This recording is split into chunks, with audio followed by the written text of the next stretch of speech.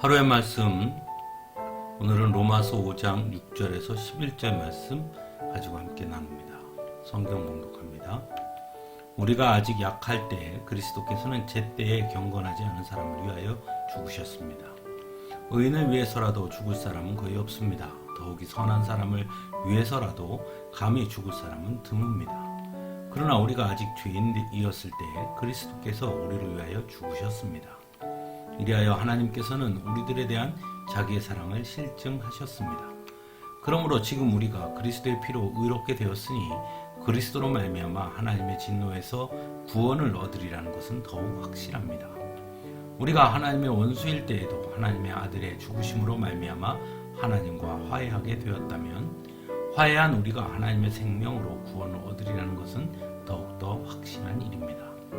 그뿐만 아니라 우리는 또한 우리 주 예수 그리스도로 말미암아 하나님을 자랑합니다. 우리는 지금 그로 말미암아 하나님과 화해를 하게 된 것입니다. 아멘. 예수님은 누구인가에 대해 성경은 아주 분명하게 예수님은 하나님이시다라고 분명하게 전하고 있습니다. 그러므로 이 땅에 오신 예수님은 곧 하나님께서 친히 인간이 되셔서 우리 가운데 오셨다는 의미이지요. 그래서 임마누엘 하나님이신 것입니다. 그래서 십자가 사건은 인류 역사에서 가장 놀라운 일이고 가장 파격적인 일인 것입니다.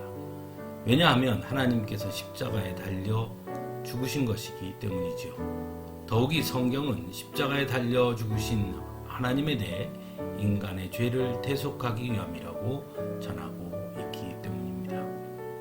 즉 자신이 창조한 피조물을 위해 하나님께서 스스로 그 값을 대신 치르셨다는 것입니다.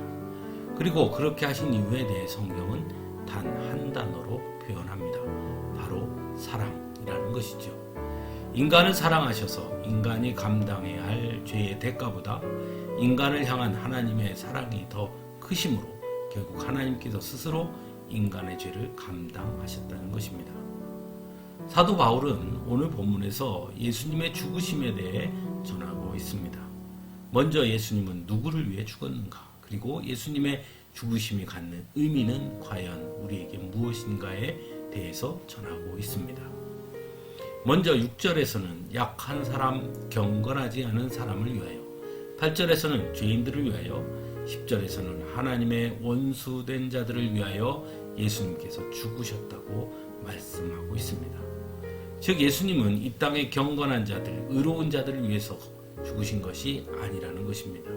오히려 예수님은 세상 사람들의 눈에도 부족해 보이고 약해 보이고 깨끗해 보이지 않는 사람, 종교적 기준에서 볼 때 그 기준에 미치지 못하는 사람, 그래서 오히려 하나님의 원수처럼 보이는 바로 그 사람들을 위해 죽으셨다고 전하고 있는 것입니다.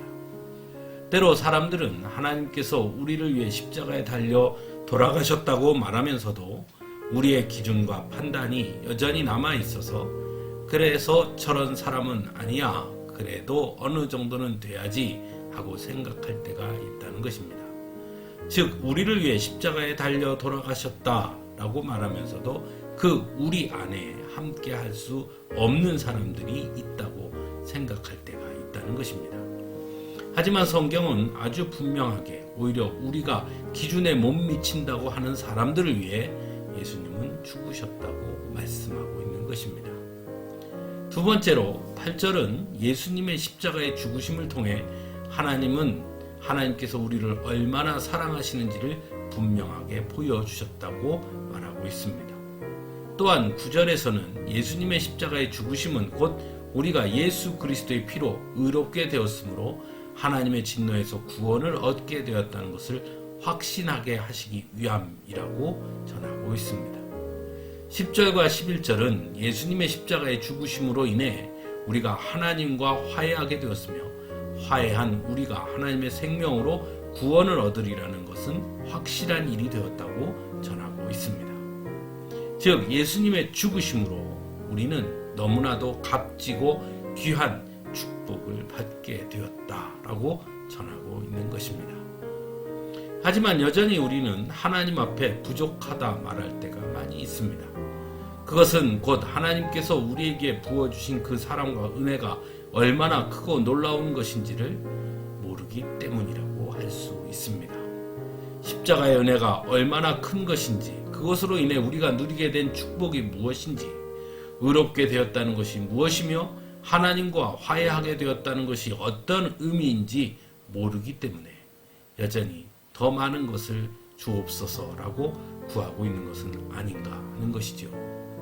만일 그것의 의미를 잘 안다면, 하나님께서 주신 축복이 무엇인지 안다면 그저 우리들이 할 수 있는 것은 오직 감사뿐이며, 또한 구원하신 하나님 앞에 언제나 엎드려 순종의 고백으로 나아갈 수밖에 없는 것인데 말입니다. 사랑하는 성도 여러분, 그런데 이토록 귀한 것을 하나님은 바로 여러분에게 값없이 주셨다는 것입니다.